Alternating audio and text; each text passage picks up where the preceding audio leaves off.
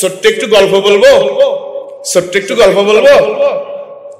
আমার গল্প আমি, আমার গল্প আমারটাই বলি। আমি অ্যাক্সিডেন্ট করছি না, কথা কয় না।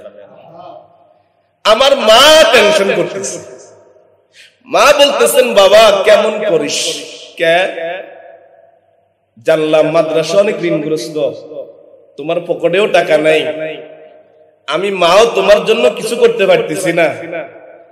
বাবারে চিকিৎসা ব্যবস্থাপনা কেমনে হইতেছে, কেমনে কি করো?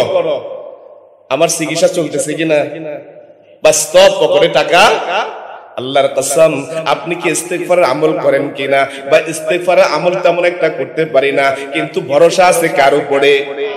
আওয়াজ করে বলেন কার উপরে? কত মানুষ আসছে গেছে, কিছু মানুষ আইছে আমার সাথে মুসাফা করছে, হাতের মধ্যে টাকা দিছে, আবার মুসাফা করছে হাতের মধ্যে কিছু টাকা দিছে, আবার মুসাফা করছে হাতের মধ্যে কিছু টাকা দিছে। এই টাকা আমি কখনো তাদের কাছে চাই নাই, দিছেন কি? আওয়াজ করে বলেন দিছেন কি? আল্লাহ পাক রব্বুল আলামিন এমন কিছু পরিমাণ টাকা দিছে, নিজের চিকিৎসাও চলছে, মাদ্রাসার কিছু ঋণও দেওয়া হয়েছে। আল্লাহু আকবার। আমি বিছানায় শুয়ে আছি, আমি অসুস্থ, আল্লাহ রাব্বুল আলামিন আমার চিকিৎসারও ব্যবস্থা করছেন, ওই টাকা থেকে মাদ্রাসার ঋণও কি করেন কি করেন কি করেন কি? হাইসুলা ইয়াহতাসিব, আমি কল্পনা কখনো করি নাই, আমি চিন্তাও কখনো করি নাই মানুষ আমার কাছে আইনা টাকা দিবে, এটা কখনো দিমাগেও আসে নাই। আল্লাহর কসম, এই অদম গোলামটারে যদি আল্লাহ ব্যবস্থা করতে পারে, আপনাকে পারবে কিনা? আওয়াজ করে বলেন পারবে কিনা?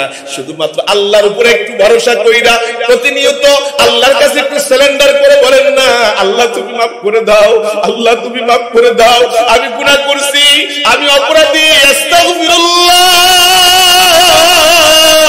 আস্তাগফিরুল্লাহ আস্তাগফিরুল্লাহ।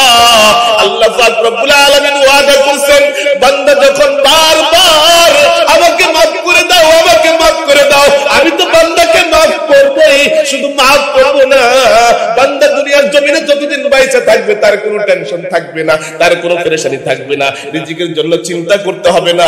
আমি আল্লাহ এমন জায়গাতে রিজিক দিব যে সে কল্পনা করে নাই, আকল্পনিক জায়গা থেকে আমি আল্লাহ তার রিজিকের ব্যবস্থা করে দেব। আল্লাহু আকবার।